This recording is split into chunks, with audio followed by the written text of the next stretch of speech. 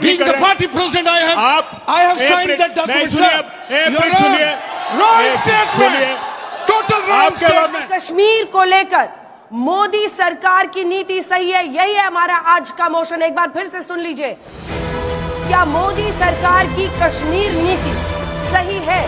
रविंद्र रैना जी, आपके पास 2 मिनट है, आपका समय शुरू होता है अब। माननीय प्रधानमंत्री मोदी साहब की जो कश्मीर नीति है वो राष्ट्र नीति है। राष्ट्र नीति का एक बहुत महत्वपूर्ण जो भूमिका रहती है वो मोदी साहब ने 2024 में प्रधानमंत्री बनने के बाद उसका प्रमाण दिया है। मोदी साहब के प्रधानमंत्री बनने से पहले कश्मीर को कहा जाता था कश्मीर प्रॉब्लम। मोदी साहब के सत्ता में आने के बाद कहा जा रहा है कश्मीर में प्रॉब्लम, जैसे किसी जगह कोई प्रॉब्लम। लेकिन इससे पूर्व कश्मीर को समस्या माना जाता था, लेकिन बाद में कश्मीर में समस्या आतंकवाद की समस्या हो सकती है, अलगाववाद की समस्या हो सकती है, लेकिन कश्मीर समस्या का वो जो एक अबंडर और बवंडर पूरी दुनिया में खड़ा किया जाता था वो मोदी साहब ने समाप्त किया। दूसरा, मोदी साहब ने एक भारत श्रेष्ठ भारत, एक भारत में एक झंडा, एक तिरंगा झंडा कश्मीर से कन्याकुमारी तक, एक कानून, पूरे देश का एक कानून। वरना मोदी साहब से पहले कश्मीर का एक अलग झंडा होता था और कश्मीर का अलग कानून होता था। भारत का संविधान कश्मीर में लागू नहीं होता था। यह मोदी साहब की देन है। मोदी साहब के आने से पहले कश्मीर में पत्थरबाजी, हड़तालों के कैलेंडर, हमेशा स्कूल कॉलेज जलते हुए नजर आते थे, बाजार बंद, सड़कें बंद, हर जगह मुसीबतों के मंजर नजर आते थे, हर रोज मौत के तांडव नजर आते थे। सेनाओं के ऊपर पत्थरबाजी, पुलिस के ऊपर पत्थरबाजी, कोई बोलने वाला, कोई जवाब देने वाला नहीं होता था। वो दौर आज बंद हुआ है। आज मोदी जी के नेतृत्व में अगर बात होती है तो पाकिस्तान के कब्जे वाले जम्मू कश्मीर की होती है।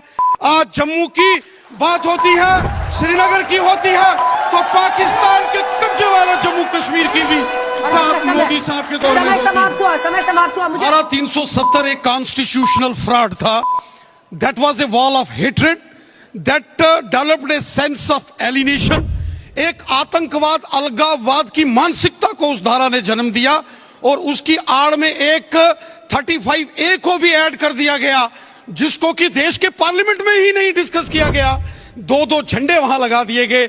और यहां कांग्रेस के लोग कहते हैं कि महाराजा हरि सिंह बहादुर ने धारा 370 लगाई थी। महाराजा हरि सिंह बहादुर कॉन्स्टिट्यूशन असेंबली में नहीं थे और धारा 370 के कारण जम्मू कश्मीर में पंचायतों को अधिकार नहीं थे, पश्चिम पाकिस्तान से आए विस्थापितों को अधिकार नहीं थे, गुजर बकरवालों को अधिकार नहीं थे, पहाड़ी कबीले के लोगों को अधिकार नहीं थे, महिलाओं को अधिकार नहीं थे, दलित समाज के, वाल्मीकि समाज को अधिकार नहीं थे। मोदी साहब ने धारा 370 समाप्त करके एक भारत श्रेष्ठ भारत के संकल्प को पूरा किया। देश का तिरंगा झंडा शान से लगाया है। राष्ट्र हित में लिया गया निर्णय है। सबसे पहले एक विषय जो यहाँ आया है कांग्रेस पार्टी के मेरे साथी दोस्त ने यहाँ कहा है, कांग्रेस पार्टी किस मुंह से आतंकवाद के बारे में सवाल करती है। ये वही कांग्रेस पार्टी है जो जेलों के अंदर बंद आतंकवादियों के साथ मिलके बिरयानी खाने वाले लोग हैं। यासीन मलिक, जिसने आतंकवादी, जो कि खूंखार आतंकवादी, जिसने भारतीय वायुसेना के जवानों के ऊपर ग्रेनेड मारा, कांग्रेस के नेताओं के साथ बैठ के बिरयानी खाएंगे और आप आतंकवाद के बारे में सवाल पूछेंगे।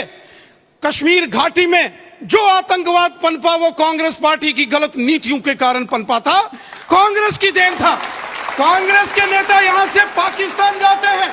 मणिशंकर अय्यर किस पार्टी के लीडर हैं जो पाकिस्तान के अंदर जाके कहते हैं कि मोदी साहब की सरकार हटाने में हमारी मदद करो? किसको बोलते हैं? पाकिस्तान के अंदर जाके किस पार्टी के नेता हैं जो ये कहते थे अफजल गुरु जो खूंखार आतंकवादी है उसको साहब करके बुलाया जाता है, और बाबा रामदेव साहब जैसे बड़े राष्ट्रवादियों को गाली देना इस पार्टी की रीति और नीति रही है। कश्मीरी पंडितों को कश्मीर घाटी में बसाएंगे, लेकिन सम्मान, इज्जत के साथ उनको कोई जोर जबरदस्ती के साथ नहीं, कश्मीरी समाज, कश्मीरी पंडित समाज, कश्मीरी हिंदू समाज के जो लीडरशिप है, उनका जो नेतृत्व है, आखिरी सब बात करके युवाओं के सवाल है सर, युवाओं के सवाल है प्लीज सर। नो, कितने पंडितों को आपने बसाया? कश्मीरी पंडितों को 1999-90 के दौर में जब बंदूक की नोक पर कश्मीर से बाहर निकाला गया, जबरदस्ती वापस कश्मीर घाटी में नहीं बसाया जा सकता। कश्मीरी पंडितों को साथ सम्मान, इज्जत के साथ, विद सेंस ऑफ सिक्योरिटी, ताकि वो वापस वहां से बाहर ना आए, और इसका फैसला कश्मीरी समाज लेगा। रैना जी से अच्छा बोलते हैं, मैं भारतीय हूं, और जो हत्या हुई है निर्मम, उसके प्रति मेरी संवेदना है। सर, आज मरे हुए इतने दिन हो गए, कब फैसले लेंगे? आज मैं कहता हूं, उन आतंकी आकाओं को क्यों नहीं मार देते आप, जब आप उनको पनाह दे रहे हैं? अगर वहां रोजगार होता, उनकी व्यवस्थाएं कंप्लीट होती, तो आज ये राइफल नहीं उठाते। मैं भारतीय हूं, मुझे भी तकलीफ हो रही, जब से घटनाएं सुन रहा हूं, रूह कांप जाते हैं, रोंगटे भी खड़े होते हैं। जवाब दीजिए। मेरे भाई, मैं आपका सम्मान करता हूं, और मैं जम्मू कश्मीर के उस भाग से आता हूं जो पाकिस्तान के नाजायज कब्जे में है। मोदी साहब के आने के बाद पूरे जम्मू कश्मीर में एक sense of Indianness, sense of belonging to the motherland, ये वहां आई है।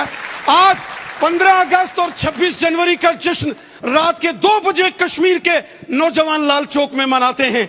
आज अगर वहां हमला होता है पहलगाम में, पूरा का पूरा कश्मीर तिरंगे झंडे लेकर सड़कों पर उतरा, क्योंकि ये मोदी साहब ने जो दिल्ली की दूरियां और कश्मीर की दूरियां खत्म की, ये उसी का नतीजा है कि पूरा जम्मू कश्मीर आज हिंदुस्तान के तिरंगे झंडे लेकर आ रहा है। पाकिस्तान से हथियार सप्लाई करता था, भारतीय जनता पार्टी ने विधानसभा का टिकट दिया। Wrong statement. गलत बात। I am being the party president. I know, sir. अरे एक मिनट सुनिए। No. आप आपके वक्त Don't में distort the fact. You're just distorting the fact.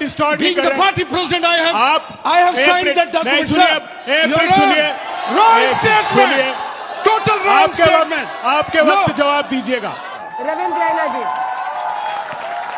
तालियां बजाइए भाई रविंद्र रैना जी के। और बहुत बहुत धन्यवाद, आप कश्मीर से हमारे लिए आए हैं। आप सभी जितने मेहमान हमारे कश्मीर से आए, सिर आंखों पर, बहुत बहुत धन्यवाद। कुर्ते में जो साहब बैठे हैं, you are the clear winner साहब। रविंद्र रैना जी।